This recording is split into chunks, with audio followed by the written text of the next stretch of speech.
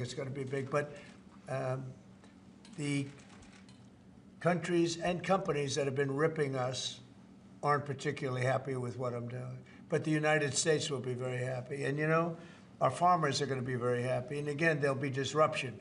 But in the end, I said it before with China, we signed an unbelievable deal with China, $50 billion in purchases, and we're doing great. Biden, however, when he came in, they never enforced that deal.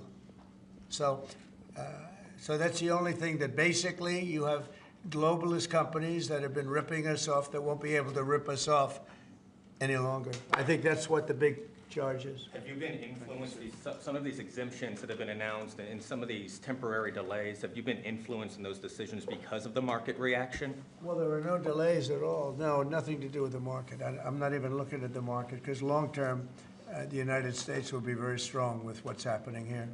Now, these are countries and companies, foreign companies, that have been ripping us off, and no president did anything about it until I came along, and then I did a lot about it.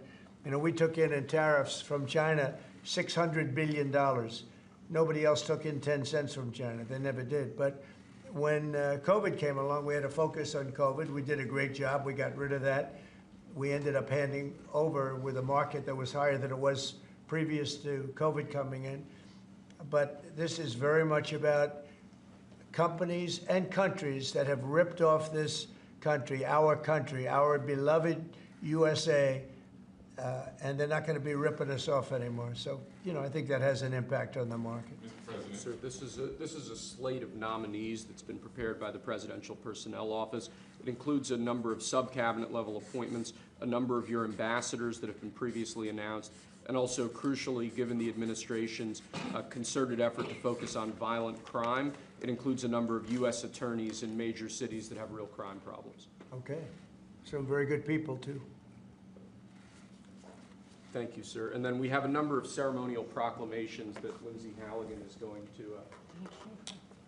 So two very special proclamations, the first of which is a proclamation that proclaims March 2025 as Women's History Month in honor of all the wonderful women in your administration, all the wonderful women in America, and in honor of everything you've done for women and this administration has done for women in just, what, a month and a half? So. Yeah, we've done a lot, and women have done a lot for us, right? This is an honor. We have a wonderful woman here, Maria Bartiromo. Thank you so much. Nice to have you, Maria. Thank you very much, Mr. President, and thanks for all that you're doing for women. Thank you. She's going to do an interview of me later. Maybe I shouldn't do this interview. I should be like Biden, not do any interviews.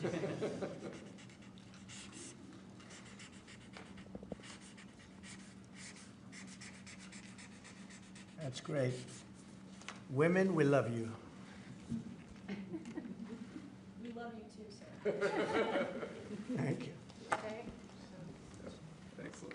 So the second one is a proclamation proclaiming March 2025 as Irish American Heritage Month in honor of, well, to commemorate our amazing friendship between America and Ireland, and to just honor all of the Irish Americans. And I'm a little bit biased because I'm American and Irish, but. Good. Yeah, well, great people. Yeah, great St. people. Patrick's Day is coming up as well. And they voted for me in heavy numbers, so I like them even more. You have to like it. You know, you're not supposed to, but you have to like that. All right. So for the Irish American people, proclamation. Okay. Thanks, Lindsay. Mr. President, your envoy, Steve Witkoff, told us a little while ago that if Hamas does not release hostages, that the U.S. and Israel could take some action. What does that mean in your eyes? Is that military action? Would you join strikes with Israel? Well, you're going to find out. I had the honor of spending a lot of time yesterday with quite a few of the people that we got out, and I can't believe how badly treated they were, really badly treated. Stories that you wouldn't even believe. Some of it was documented, some of it was so bad you couldn't really, I don't think you can put it on. And it's a shame. And they said one thing, they have 59 hostages, of which many of them are killed. They want to know if we could just continue. They said without us, look, Biden wasn't able to get anybody out. We came along and they started releasing. But we have 59 left, of which 24 are living. The rest are dead. And I put out a statement. It's sort of self-explanatory, I think. But somebody's going to have to get a lot rougher than they're getting. It's a shame. And those 24 that are living, because they were with them just 2 weeks ago or 3 weeks ago, depending on when they got out. But they said they're in very bad shape. You spoke today with your cabinet members and Elon Musk. I did. What did you tell them in regards to Elon Musk and his authorities to carry out actions? We had a great meeting. We had Elon and we had some of the representatives for the business reps. We also had most of the cabinet members, not all of them. It doesn't really pertain to all of them, but many of them. And I thought it was a really good meeting. It was about cutting because everybody knows the country's way out of control in terms of the number of people. We have many people that don't work. We have many people probably that aren't even living that are getting checks. And we're finding all of that out, and it's being reported. We're going to save hundreds of billions of dollars. We've already saved a lot.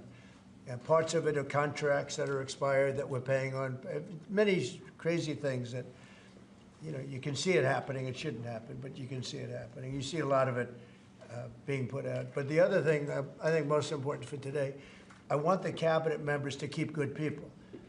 I don't want to see a big cut where a lot of good people are cut. I want the cabinet members to keep the good people, and the people that aren't doing a good job, that are unreliable, don't show up to work, et cetera, those people can be cut. So I had a meeting, and I said, I want the cabinet members, go first, keep all the people you want, everybody that you need. And it would be better if they were there for 2 years instead of 2 weeks, because in 2 years they'll know the people better. But I want them to do the best job they can. When we have good people, that's precious, that's very important, and we want them to keep the good people.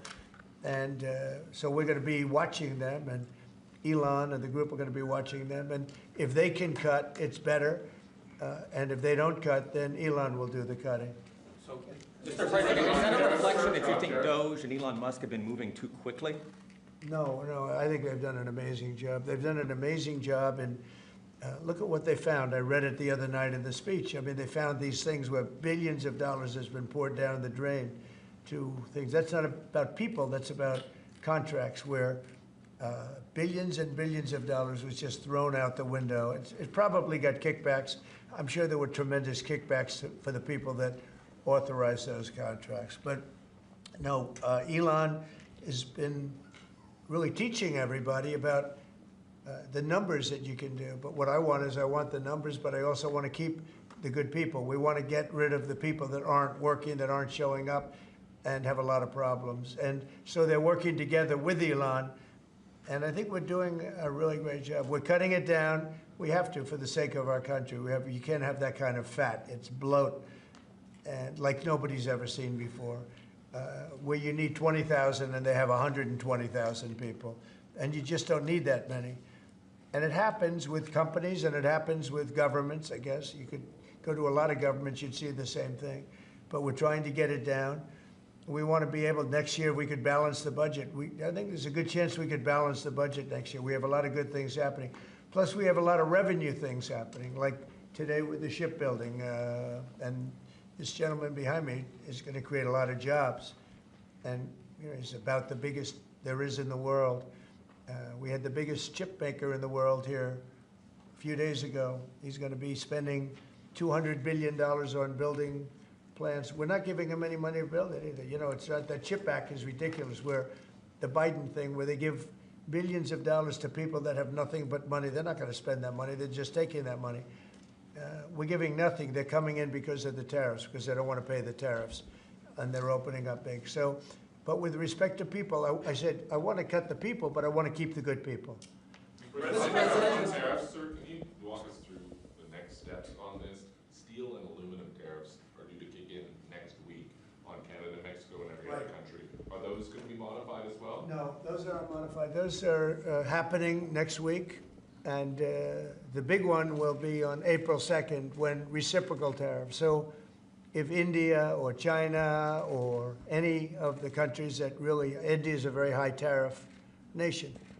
I'll tell you what's a high tariff nation is Canada. Canada charges us 250% for our milk product and other product, and a tremendous tariff on lumber and things as such. And yet we don't need their lumber. We have more lumber than they do. We don't need Canada's lumber. So what I'm doing is I'll be signing an executive order freeing up our forests so that we're allowed to take down trees and make a lot of money and then reharvest trees. Also, we're cutting fire divides. A fire divide is a 50-yard to 70-yard swath where the trees can't, it's long enough so trees don't burn forever until you can get them out. And those trees can be sold and made a lot of money with. So, but we'll be doing that. We don't need trees from Canada. We don't need cars from Canada. We don't need energy from Canada. We don't need anything from Canada. So where we can be self-sustaining, which is in most things. Look, we have more oil and gas than anybody. Our forests are massive, massive forests. We're just not allowed to use them because of the environmental lunatics that stopped us. So I'm going to be freeing that up very shortly so that we don't have to go to other countries to buy lumber. Why should we be buying lumber from other countries, paying tariffs, paying big prices, extraordinary prices, and we have lumber. We have the best lumber. Go ahead. And this USMCA exemption that you're essentially announcing today for this 1 month? It's just a modification, short term, because I didn't want to hurt the American, it would have hurt the American car companies if I did that. Would you consider the same sort of exemption or pause for the auto tariffs you're talking about next month? We're not looking at that, no. You're not No, we're not considering looking at that, no, no. Revoking Yep. TPS for the Ukrainians who live here in the U.S.? What about it? Are you considering revoking the TPS status for the more than 200,000 Ukrainians who live here in the U.S.? Oh, what are you saying? I don't- The Ukrainians that are here in the Yeah, U.S., yeah. they're under a TPS status. On GPS? TPS, temporary status. temporary- Oh, I thought you said GPS. TPS. Yeah. There was some news saying that they were going to be revoked and they were going to be deported from the country. Are you considering that for the Well, we're not looking to hurt anybody, and we're certainly not looking to hurt them. And I'm looking at that, and there were some people that think that's appropriate and some people don't, and I'll be making a decision pretty soon, okay? President Trump said, But we're not looking to hurt them, President Trump said especially Ukrainians. They've gone through a lot. Yeah, Peter? the clocks are going to spring forward on Sunday. When are you going to get rid of daylight savings time? Okay, are you ready? So, this should be the easiest one of all, but it's a 50-50 issue. And if something's a 50-50 issue, it's hard to get excited about it. I assume people would like to have more light later, but some people want to have more light earlier because they don't want to take their kids to school in the dark.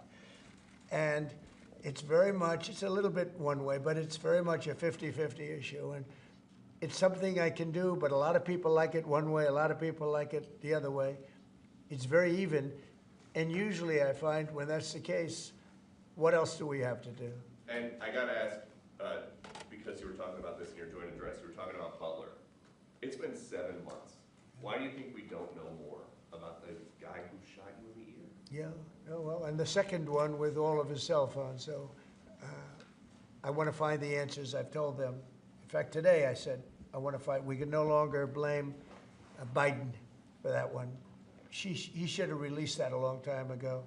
So they are giving me a report next week sometime, and I do believe I'll be releasing. I want to release the report. A lot of people have asked that question. You had one who had 3 apps, 2 of which were foreign, supposedly, and who has the biggest white shoe law firm in Pennsylvania, even though they don't live in necessarily a white shoe area. What's that all about? His law, the law firm.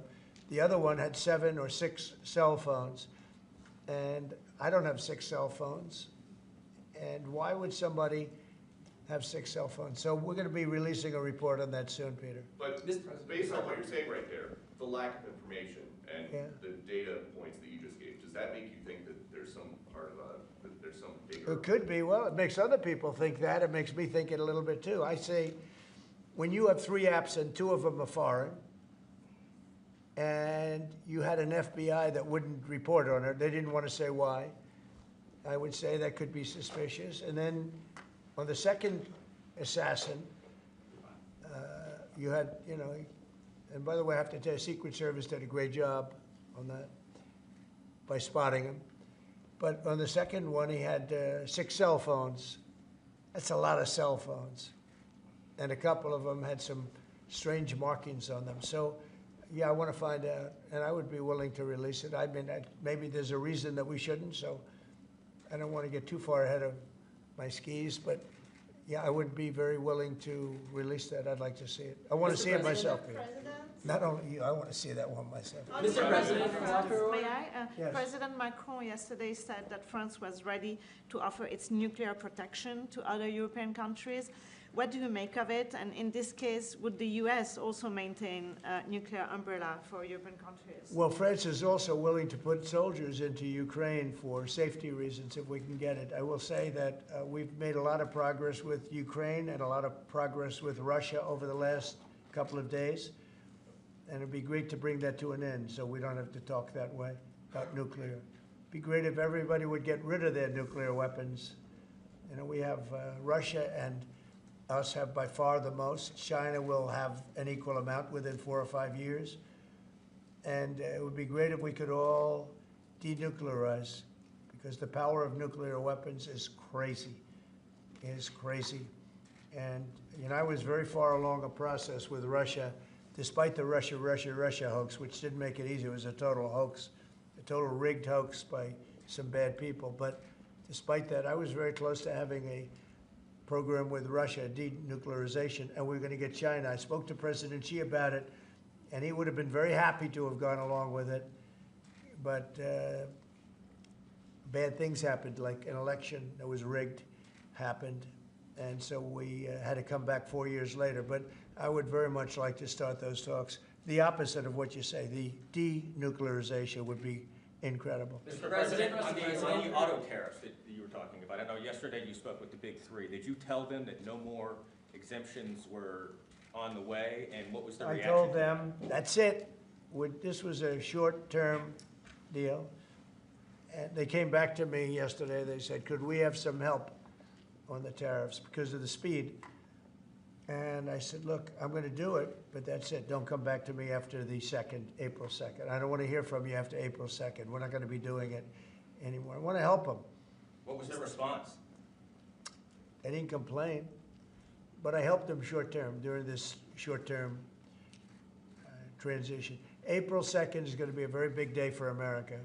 Mr. President, my understanding is that the longstanding U.S. policy is that we do not negotiate with terrorists.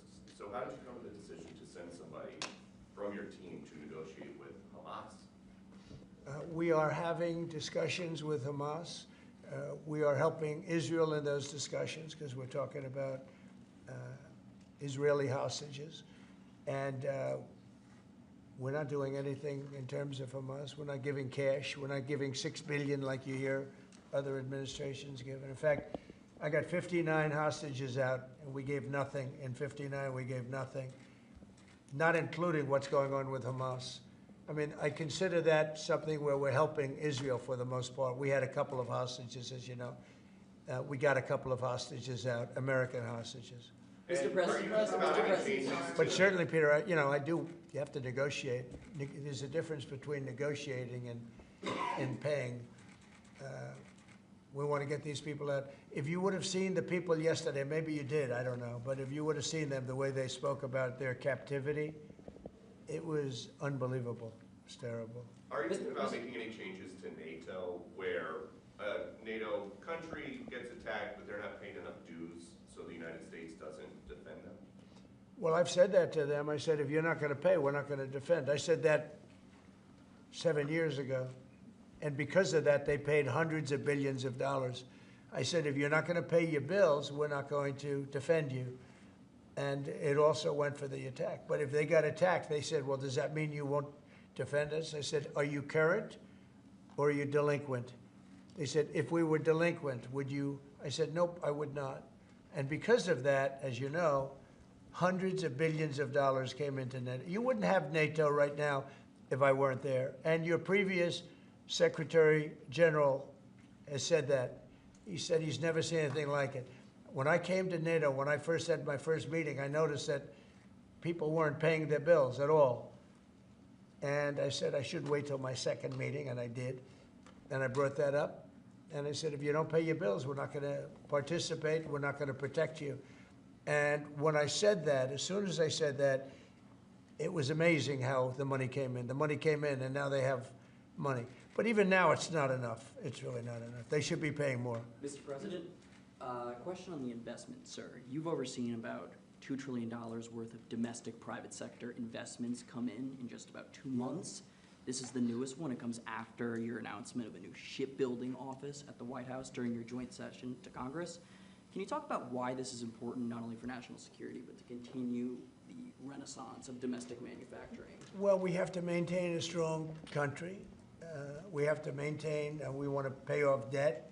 We have a lot of debt, but that'll start coming off quickly when this all comes around. Look, we've been supporting the whole world. You mentioned NATO and you mentioned other things. We've been supporting the whole world. When I first came in, we were paying almost 100% of NATO. NATO it was crazy. We were supporting NATO. We were paying the bills for other countries. And yet those same countries, mostly European, the European countries were ripping us off in trade. They won't take our cars. They wouldn't take our agricultural product. They wouldn't take anything. Yet we were taking their cars by the millions, Mercedes and BMW and Volkswagen, all of them. We were taking their cars. They weren't taking it. We were taking their farm products. They weren't taking ours. It was a total ripoff. And yet we were protecting them by giving them the money. And, that adds up to a bad number at the end of a lot of years. And that's what happened. And now it's time for this country to stop being ripped off. I had that done very much in the first administration, but then we had to focus on other things at the very end with COVID. And, but we had the greatest economy in history. We had the greatest economy in history. I think we're going to redo it here, but even better. And I wanted to do what we're doing now in the first term, but we had so many other things to do. We had to fix the border, which we did. We had to fix our military. We rebuilt our military. We completely rebuilt the military, only to watch Biden give so much of it away to Afghanistan, if you can believe it. It's not even believable. It's not even believable what he did. The damage that man did or that administration did to this country is frankly not even believable. And in particular, allowing millions and millions of people to come into our country. Many of them were murderers and drug dealers and gang members and people from prison for very heinous crimes. For him to allow those people into our country, and now we're spending tremendous amounts of time and effort. Nikki and Tom Homan, who's doing an unbelievable job, but we shouldn't have to be spending anything on that. We had the safest border ever. Now we have actually, as you saw, the numbers just came out, where we have actually the lowest numbers in the history of our country. But we shouldn't have had to do that. What we're doing now is we're looking for murderers. Can you believe it? We're looking for murderers because thousands of murderers, some about 50%, killed more than one person. One killed 5 or 7. And we're looking for those people right now. We shouldn't have to be looking for President Trump, on Peter's question, are you going to make that policy, U.S. policy, that the U.S. wouldn't defend NATO countries that don't pay? Well, I think it's common sense, right? If they don't pay, I'm not going to defend them. No, I'm not going to defend them. I got into a lot of heat when I said that. You said, oh, he's violating NATO. And the biggest problem I have with NATO, I really, I know the guys very well. They're friends of mine. But if the United States was in trouble and we called them, we said, we got a problem, France, we got a problem, a couple of others I won't mention. Do you think they're going to come and protect us? They're supposed to. I'm not so sure. With Japan, with Japan we have a deal, which is a very interesting one. And I love Japan. We have a great relationship with Japan, but we have an interesting deal with Japan that we have to protect them, but they don't have to protect us. Do you know that? That's the way the deal reads. We have to protect Japan, And by the way, they make a fortune with us economically. There's another case. But we have to protect Japan, but under no circumstances do they have to protect us. I actually asked, who makes these deals? Yeah, Peter? Well, so why stay in NATO at all? I view NATO as potentially good, but you gotta get some good thinking in NATO. It's very unfair what's been happening. Until I came along, we were paying close to 100% of NATO. So think of it, we're paying 100% of their military, and they're screwing us on trade. And when Zelensky inevitably comes back to the White House, what do you expect from him? And do you think you'll see him in a necktie? Well, I think what's going to happen is Ukraine wants to make a deal because I don't think they have a choice. I also think that Russia wants to make a deal because in a certain different way that only I know, they have no choice either. Are you still thinking of going to Saudi Arabia and meeting with Putin about this? I don't know. I can't tell you. I'm going to Saudi Arabia. Mr. President, They've been very, I've made a deal with Saudi Arabia where, because normally you'd go to UK first, and last time I went to Saudi Arabia, they put up $450 billion. You know that, right? You were there. We had American companies that took in $450 billion. I said, well, this time they've gotten richer. We've all gotten older. So I said, I'll go if you pay $1 trillion, $1 trillion to American companies, meaning the purchase over a 4-year period of $1 trillion. And they've agreed to do that. So I'm going to be going there, and I have a great relationship with them, and they've been very nice. But they're going to be spending a lot of money to American companies for buying military equipment and a lot of other things. Is that a trip in the near future? Probably over the next month and a half. Yes. Mr. President, you told us a couple weeks ago that you were looking to speak with President Xi of China. That hasn't happened. How come? What are you waiting I for? have spoken to him, yeah. Since that last phone call? I don't want to say that, but I have spoken to him. Yeah, please. Yeah, Mr. President, I have a great relationship with President Xi. But you've spoken to him. It was hurt because of COVID. Thank you, Mr. That's why I don't call it the China virus anymore. He said, please don't call it the China virus. But to be clear, you've spoken to him since January 17th? I don't want to say that, but I have spoken to him. Thank you, And Mr. I President. speak to him a lot. Regarding this executive order you signed revoking security clearances at Perkins Coie, do you think there should be more steps like this to be taken against other people involved in the Russia collusion? I do, but that's going to be up ultimately to the Attorney General and various other people. Absolutely. Just as a follow-up, the other night, we saw Democrats' behavior during your joint address to Congress. Yeah. Do you think it shows just how out of touch they are with the American people, especially given that 79%, according to a CBS poll, approved of your? I love this guy. Who are you with? My name's Nick Gilbertson with Breitbart News. I see. I really liked your questions. Thank you very much, Mr. President. sir, regarding the executive order. The answer is just, Nick, just to, and I know your name very well. Good job, you do. Thank you. Yeah, the answer is I thought it was very embarrassing for the Democrats what happened the other night. And that's not said for any other reason other than it's obvious, it's fact. Even CNN fake news said that. They came out and they said it. And worse than CNN is MSDNC, which is the worst. And the good news is very few people watch them anymore. They have lost such credibility. And frankly, what Nicole Wallace said, I've never been a fan of hers, and she's not very talented. But I'll tell you, what she said the other day about that young man is disgraceful. She should be forced to resign. And Rachel Maddow should be forced to resign. Nobody watches her anyway. I don't know if it's not possible they pay her as much money as I hear, but certainly she's lost all credibility, both of them. But what they said the other day, they should be forced to resign about that young person who is suffering greatly. Thank you, Nick. Will you extend, if a TikTok deal is not made on the timeline you gave, will you extend that? Probably, yeah. You will? Probably. Okay. I think, look, we have a lot of interest in TikTok. And China is going to play a role. And so hopefully China will approve of the deal. But they're going to play a role. But we have a lot of interest in TikTok. How long would you extend it, and how close are you to a deal? Well, we'll see, but if I need, I don't, right now, we have at least another month, so we don't need an extension. But if I needed an extension, I'd probably get it extended. Yeah, but Our countries Mr. reject. President, regarding the executive orders, there was talk that you might sign one winding down the education department, which department? the education department.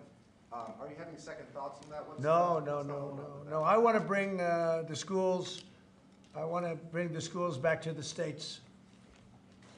And, I've said it 100 times, we're ranked at the bottom of the list, and yet we spend more. We're ranked #1 for cost per student. We're ranked at the bottom of the list in education. And I know if I bring it back to Iowa, Indiana, Idaho, all these great states, I think I could say 40 states, I want to bring it back. 10 states won't be perfect, 5 states will be probably not so good, but they will be every bit as good as Norway and Denmark and Sweden and all of the states that are rated at the top. If you tell me about Indiana and some of these great states that run really well, Iowa, you tell me about those states, and if they run their own education, they're going to do a lot better than somebody sitting in Washington, D.C. that couldn't care less about the pupils out in the Midwest. When do you think that might be signed then? When would you sign that order? Well, I want to just do it. I mean, we're starting the process. We're trying to get the schools back into the states. Let the states run the schools.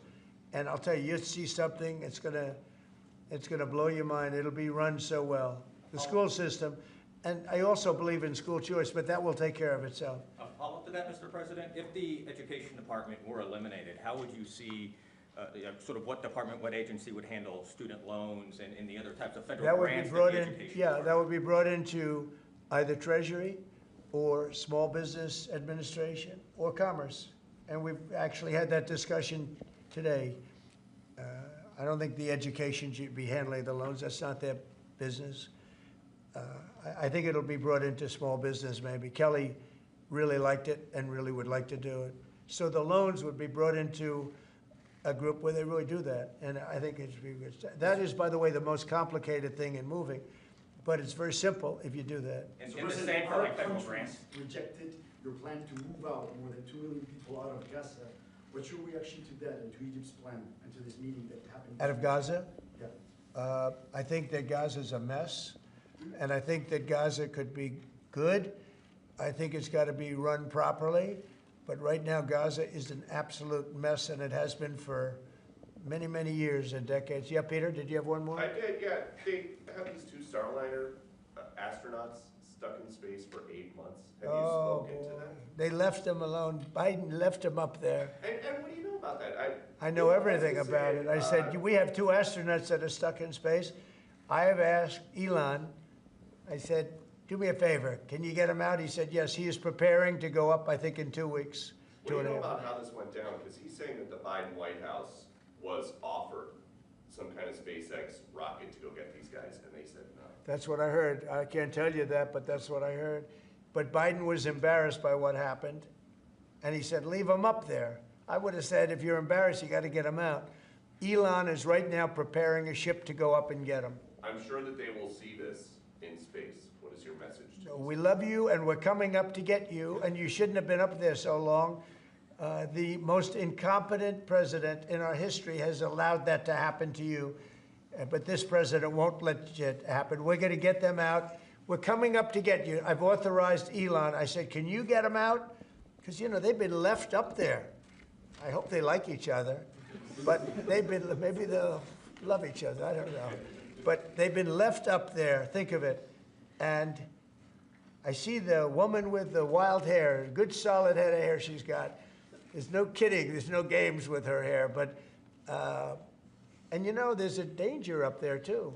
They can have some failures up there that would be very bad. You got to get them out.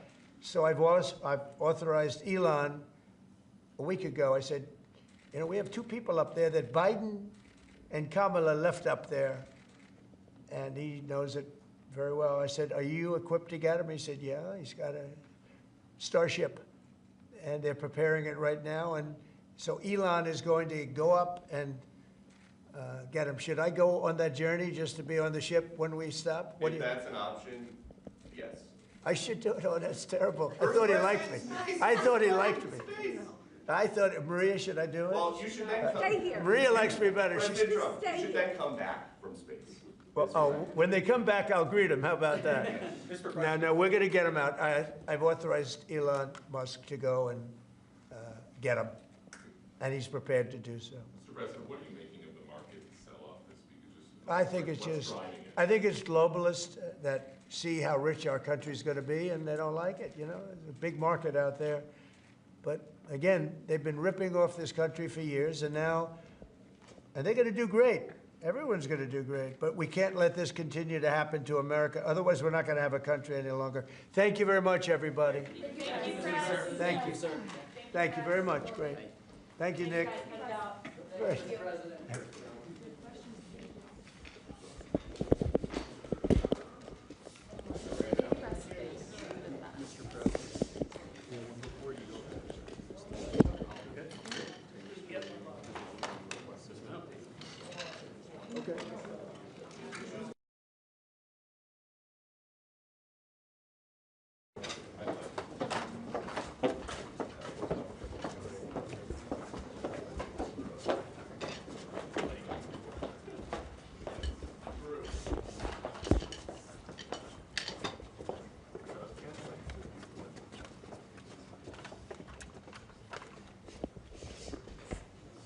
You've done this before?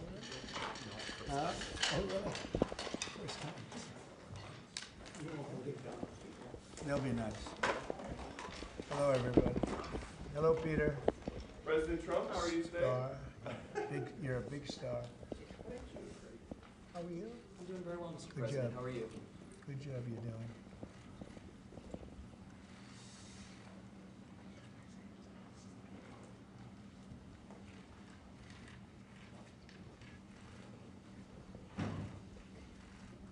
Thank you very much. Today, we're delighted to be joined by Rodolphe Sade, the chairman and CEO of CMA CGM, one of the largest shipping companies in the world, probably number 2 in the world, probably going to be number 1 in the not too distant future, knowing him.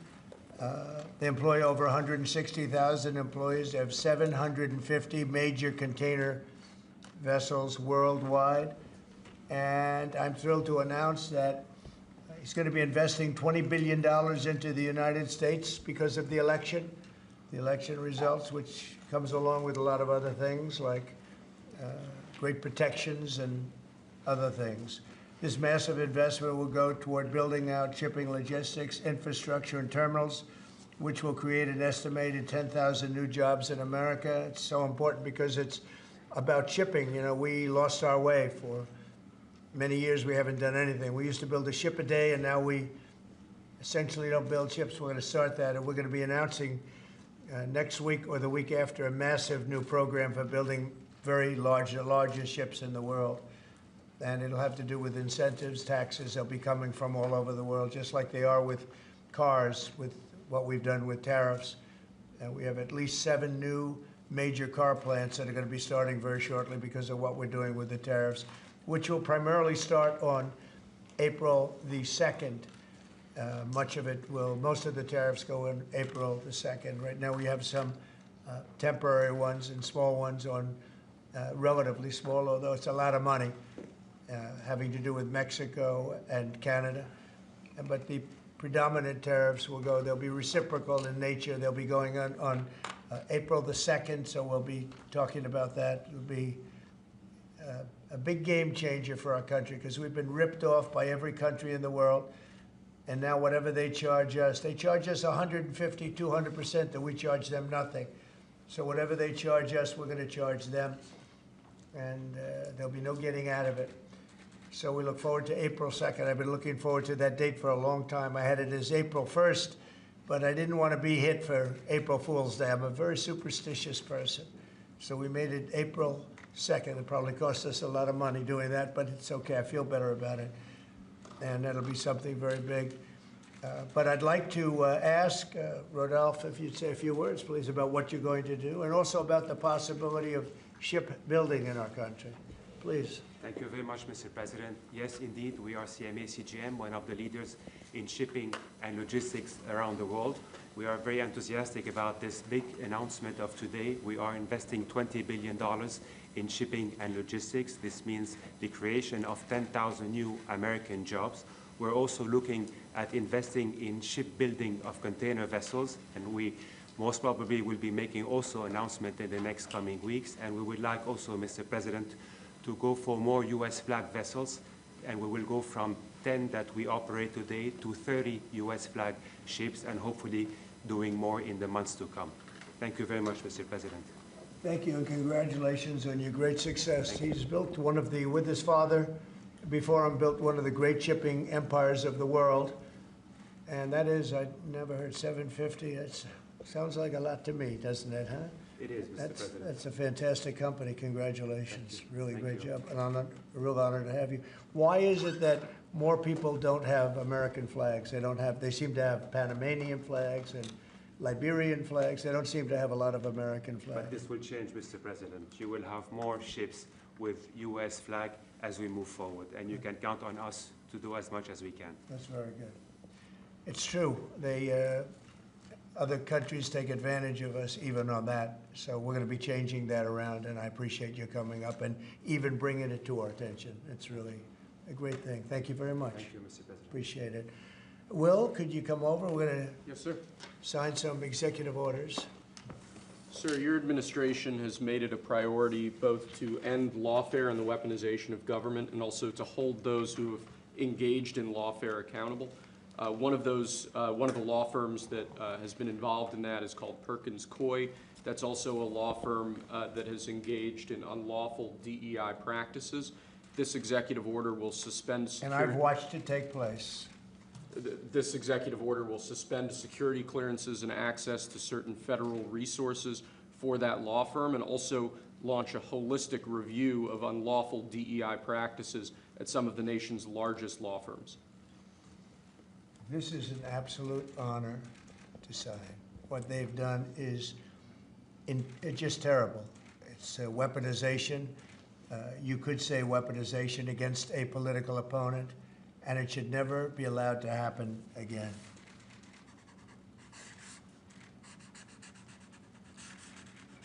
And you're looking at about 15 different firms? That or more, sir, yes. Okay.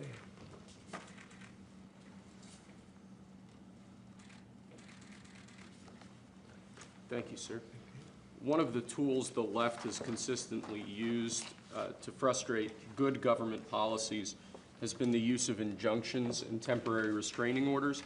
Federal Rule of Civil Procedure 65C allows for essentially a demand for an injunction bond for folks who are seeking temporary restraining orders and injunctions to post a bond before they're allowed to proceed in court.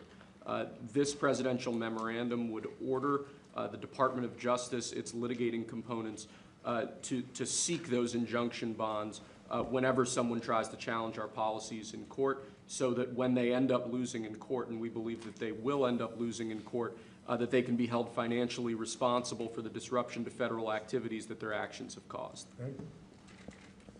Something they've wanted to do a long time, right?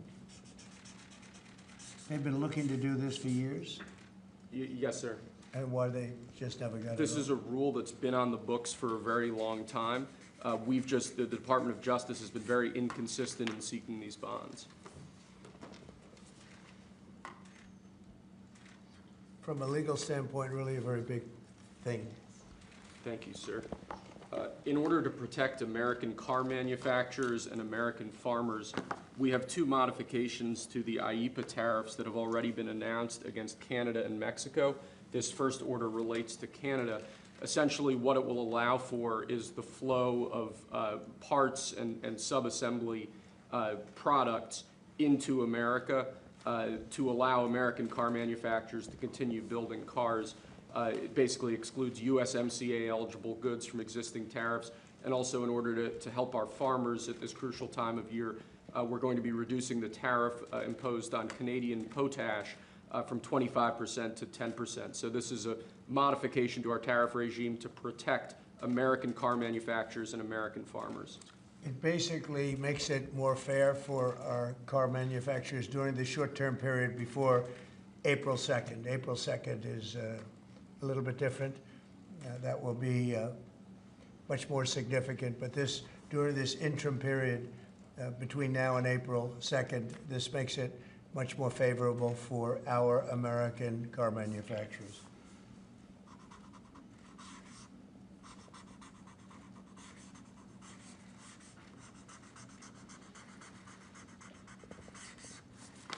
Okay. Can you see that, Peter? Look, nice to be tall, Peter, right? I see right over. You can see it so nice. That's why he's such a gentleman. He doesn't have to rush. Okay. And this is the same just for Mexico, sir, the previous one. Same was thing for Canada. Mexico. That's One for exactly right. Canada, one for Mexico. Yes, sir. They've been in the news lately, haven't they? And I spoke to the president of Mexico, wonderful woman, today, and we helped them out with the problem they were having to do with the tariffs, short-term tariffs. And we had a very good conversation.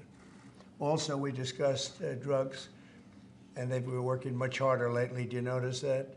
On people coming in and drugs, and we've made tremendous progress on both.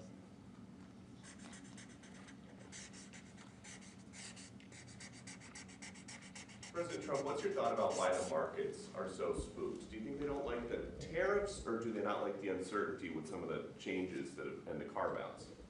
Well, a lot of them are globalist countries and companies that won't be doing as well because we're taking back things that have been taken from us many years ago. We've been treated very unfairly as a country. We protect everybody. We do everything for all these countries. And a lot of these are globalist in nature. You know, they have, if you're outside of the United States, you know, it's going to be a little bit different. We just weren't treated right. We were ripped off as a country. I've been saying it for a long time. And I did it to a certain extent in the first administration, but with COVID coming in, we had to focus on that toward the end. But we had the greatest economy in history in the first administration, and I think we'll do even better now. But this is something that we have to do. There'll always be a little short-term interruption. I don't think it's going to be big, but the countries and companies that have been ripping us aren't particularly happy with what I'm doing. But the United States will be very happy. And, you know, our farmers are going to be very happy. And, again, there'll be disruption. But in the end, I said it before with China, we signed an unbelievable deal with China, $50 billion in purchases, and we're doing great. Biden, however, when he came in, they never enforced that deal. So that's the only thing that basically you have globalist companies that have been ripping us off that won't be able to rip us off any longer. I think that's what the big charge is. Have you been influenced, some of these exemptions that have been announced and some of these temporary delays, have you been influenced in those decisions because of the market reaction? Well, there are no delays at all. No, nothing to do with the market. I'm not even looking at the market because long-term, the United States will be very strong with what's happening here. Now, these are countries and companies, foreign companies, that have been ripping us off, and no president did anything about it until I came along, and then I did a lot about it. You know, we took in tariffs from China, $600 billion. Nobody else took in 10 cents from China. They never did. But when COVID came along, we had to focus on COVID. We did a great job. We got rid of that. We ended up handing over with a market that was higher than it was previous to COVID coming in. But this is very much about companies and countries that have ripped off this country, our beloved USA, and they're not going to be ripping us off anymore. So, you know, I think that has an impact on the market. Mr. President. Sir, this is a slate of nominees that's been prepared by the Presidential Personnel Office. It includes a number of sub-cabinet level appointments, a number of your ambassadors that have been previously announced, and also, crucially, given the administration's concerted effort to focus on violent crime, it includes a number of U.S. attorneys in major cities that have real crime problems. Okay. Some very good people, too. Thank you, sir. And then we have a number of ceremonial proclamations that Lindsay Halligan is going to. So two very special proclamations.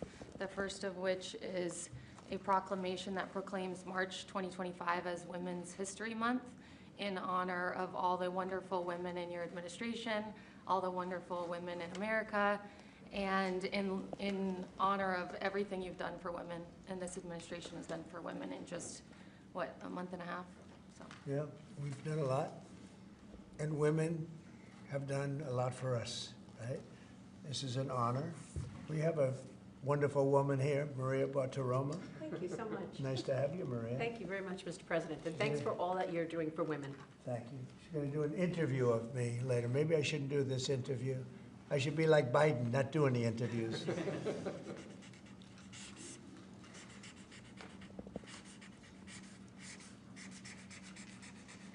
That's great.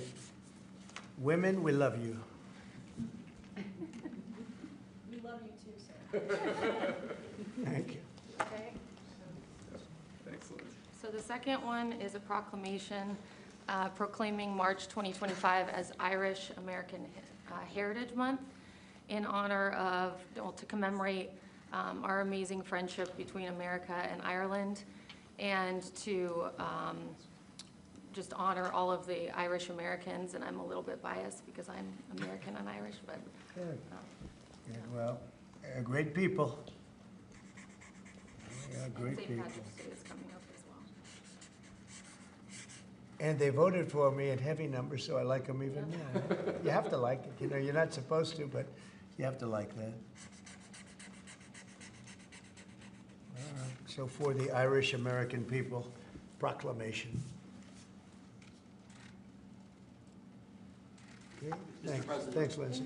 Mr. President, your envoy, Steve Witkoff, told us a little while ago that if Hamas does not release hostages, that the U.S. and Israel could take some action. What does that mean in your eyes? Is that military action? Would you join strikes with Well, Israel? you're going to find out. I had the honor of spending a lot of time yesterday with quite a few of the people that we got out, and I can't believe how badly treated they were, really badly treated. Stories that you wouldn't even believe. Some of it was documented, some of it was so bad you couldn't really, I don't think you can put it on. And it's a shame. And they said one thing, they have 59 hostages, of which many of them are killed. They want to know if we could just continue. They said without us, look, Biden wasn't able to get anybody out. We came along and they started releasing. But we have 59 left, of which 24 are living. The rest are dead. And I put out a statement. It's sort of self-explanatory, I think. But somebody's going to have to get a lot rougher than they're getting. It's a shame. And those 24 that are living, because they were with them just 2 weeks ago or 3 weeks ago, depending on when they got out. But they said they're in very bad shape. You spoke today with your cabinet members and Elon Musk. I did. What did you tell them in regards to Elon Musk and his authorities to carry out actions? We had a great meeting. We had Elon and we had some of the representatives for the business reps. We also had most of the cabinet members, not all of them. It doesn't really pertain to all of them, but many of them. And I thought it was a really good meeting. It was about cutting because we have, everybody knows the country's way out of control in terms of the number of people. We have many people that don't work. We have many people probably that aren't even living that are getting checks. And we're finding all of that out, and it's being reported. We're going to save hundreds of billions of dollars. We've already saved a lot. And parts of it are contracts that are expired that we're paying on. Many crazy things that, you can see it happening. It shouldn't happen, but you can see it happening. You see a lot of it being put out. But the other thing I think most important for today, I want the cabinet members to keep good people. I don't want to see a big cut where a lot of good people are cut. I want the cabinet members to keep the